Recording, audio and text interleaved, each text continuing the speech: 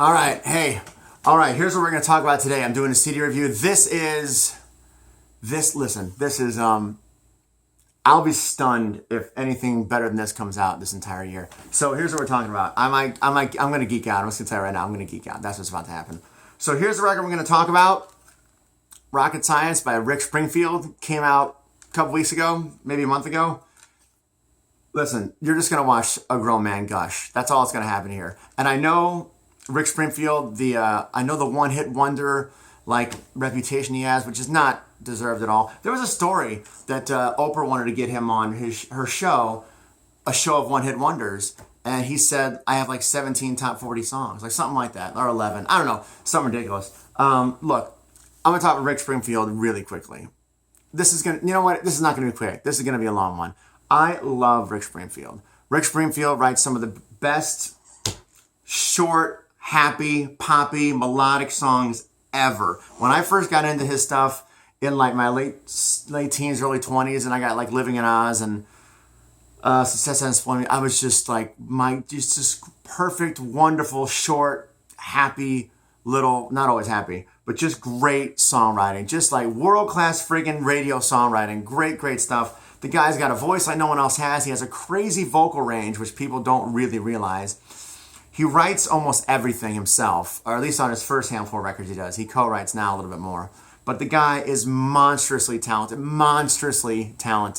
I'd like to say I have everything he's ever done, but I don't, but I got most of it. And he was gone for a little while, and then like in the late 90s he put out Karma, which is why I'm wearing this, Karma. And I was so excited that he was touring, so I went and saw, oh my gosh.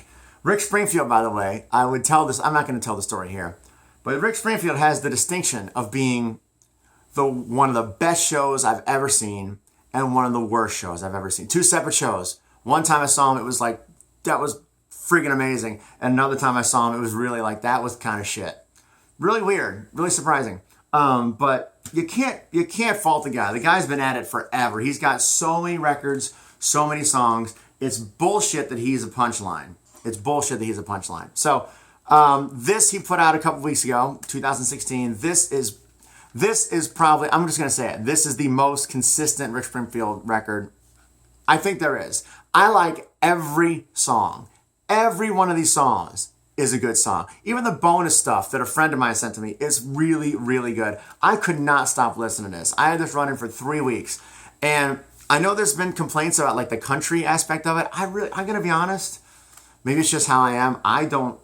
Like it's there, but it doesn't bother me at all. It doesn't even register that there's like country instruments really. Music's music. Although I can see that if you're like really down on country, like if somebody I love put out a record and there was like a little rap in all the songs, I wouldn't even be able to listen to it. Wouldn't be able to take it. So if you have an aversion to country, I can see how you won't like this, but it's really not country. So I could go song by song, but there's no friggin' point. They're all really great. Just highlights. God, they're all good. Pay It Forward is great. I really like Earth to Angel, like the last song. Even the bagpipes work. Yes, I said bagpipes. Listen, All Hands on Deck is very interesting. It reminds me of Springsteen's Death to My Hometown a little bit, just in the melody of it. Let Me In, I like the re-recording. That was on Songs at the End of the World. It came out a couple years ago. I'm gonna be honest, I didn't really like Songs for the End of the World very much. I like 4 or 5 songs there. Everybody loved it. I like Our Ship Sinking. That's a wonderful song, but I didn't get much out of that. Venus in Overdrive, I really loved. But now I'm geeking out, aren't I? Like normally I would go through this and just go, this one's really good, here's why, and this one's not very good, and here's why. They're all good. Every song, everybody. 13 songs, 14 songs, and they're all good songs. Just to hook you, I'd say Down is pretty accessible for everybody. I really do love Earth to Angel. Pay It Forward's great. Let Me In's good. It's the whole friggin' record is good. So this is kind of short, actually. I thought I would talk more about Rick Springfield because I really could talk more about Rick Springfield, who wrote one of the saddest songs ever, My Father's Chair. Also has a record of lullabies. He's got an album of lullabies. Who does that? The guy's got so many songs. Also, his autobiography, Late Late at Night, was maybe the best musician autobiography I've ever read. It was really dark and really honest and really interesting. And the guy just loves music, man. I have tremendous, incredible respect for Rick Springfield. So the fact that he's still doing it, the fact that he's, I don't know what he is now, late 60s, and he made this record.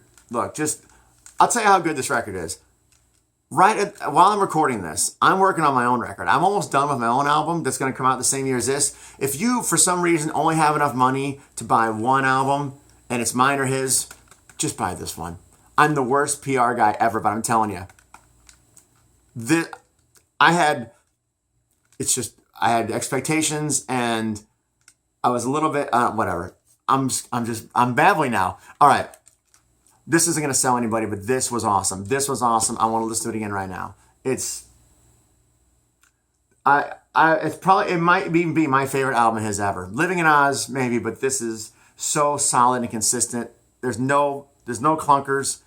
Living in Oz had Tiger by the Tail and Me and Johnny, which I didn't really like, but now I'm just talking to the hardcore fans, and everyone else thinks I'm ridiculous. So there you go. Rocket Science by Rick Springfield. I'm telling you, if you like fun, catchy, harmony-filled songs that are short and easy to digest and just really enjoyable, just get it. Just get this record. Support somebody who's been doing it for 35 years of their life and are still being creative and still do it.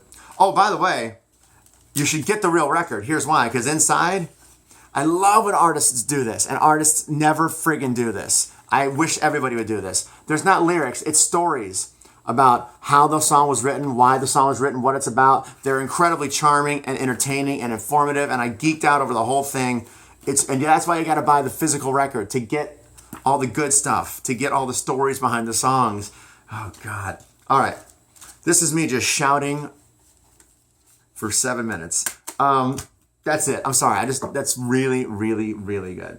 All right. Subscribe to the channel. I review all sorts of records, everything I listen to, stuff that I love and stuff that I'm just listening to, because I got a few that I'm going to review that I didn't make as much of an impact on me.